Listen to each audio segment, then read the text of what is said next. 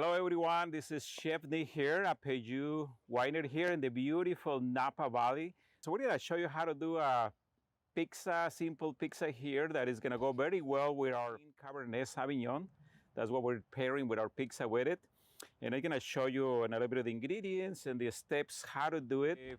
First thing you wanna do, of course, we're using wood oven, which we had to light it up couple hours before, get it to 700, 650 degrees. But for those at home, there's also special instructions on the recipe there that you're gonna get there, how to get the temperature and your pizza stone to the right temperature before getting into cooking your pizza, all right? So we're gonna start here on our dough.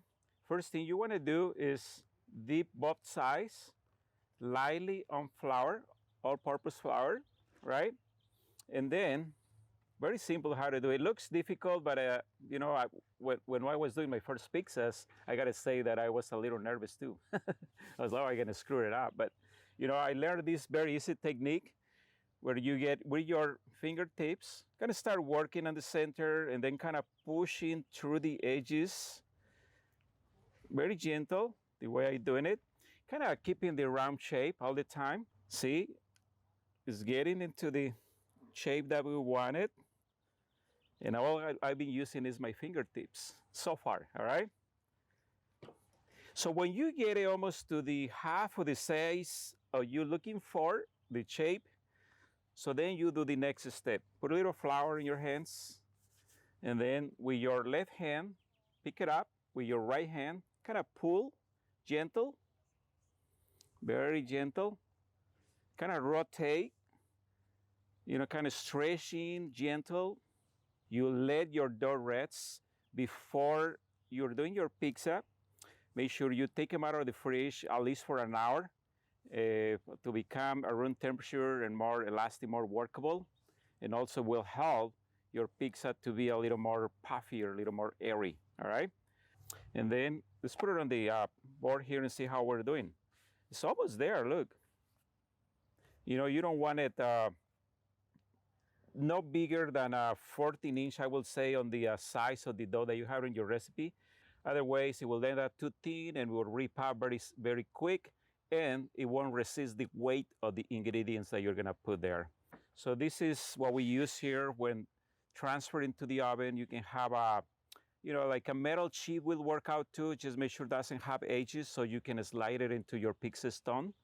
So it will be easier, but always remember, put a little bit of flour underneath so it's easier to slide so it doesn't stick in your metal sheet that you're gonna use or your wood sheet. All right, see how easy it moves around, right? You can see there, so it's not sticking the wood. That's what we want.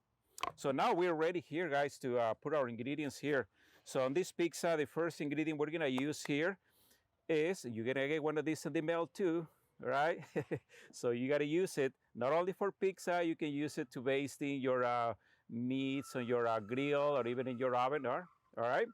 So let's get our sauce going. So a little marinara sauce.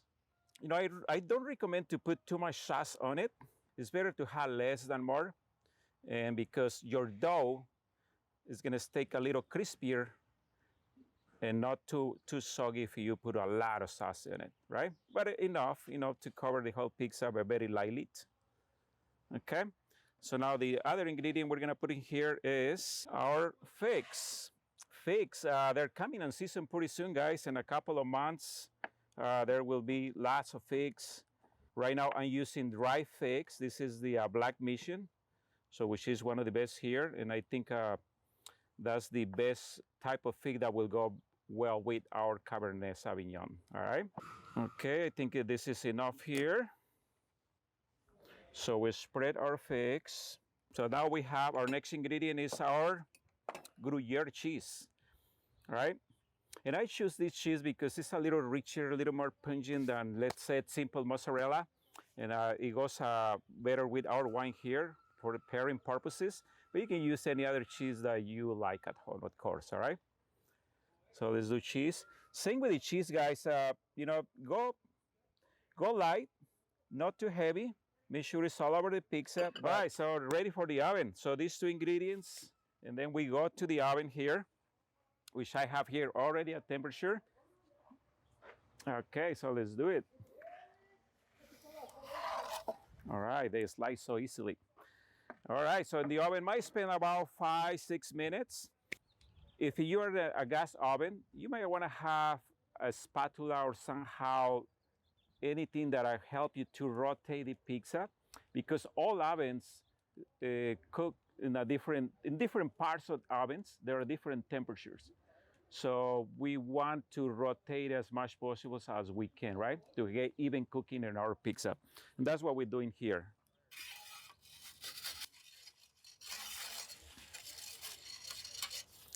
So rotating, let it cook for a couple minutes on one side, then we rotate the other side and get it all nice and crispy and evenly cooked. All right, guys, so look at this, how came out, right? Beautiful, nice golden brown. So that's what we got, all even. So now let's put the last ingredients, and this is because you don't want your arugula or your mascarpone cheese disappear. Also your prosciutto, you want to have it nice and fresh. Let's start with our mascarpone cheese here.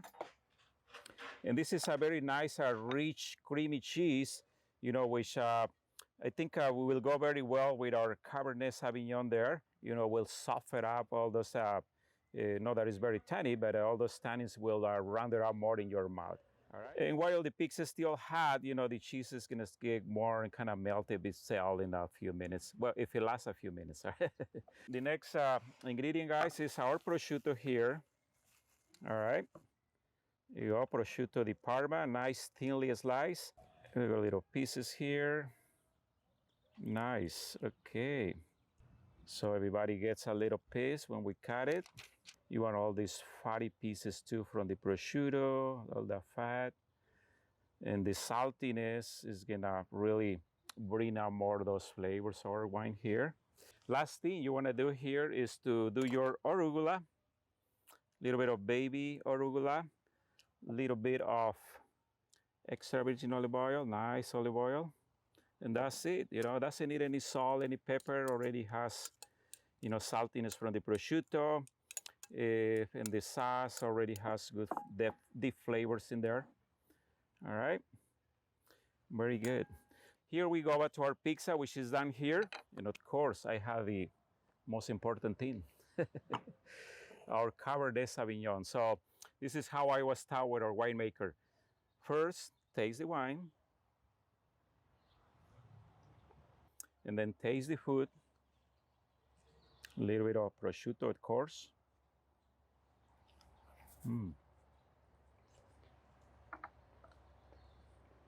Excellent, guys. Creamy, rich, salty, a little sweetness from the figs.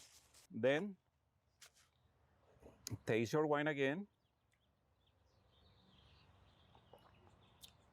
And see, it really expands in your mouth, and those flavors are the ingredients of the pizza are really not diminishing the wine, you know.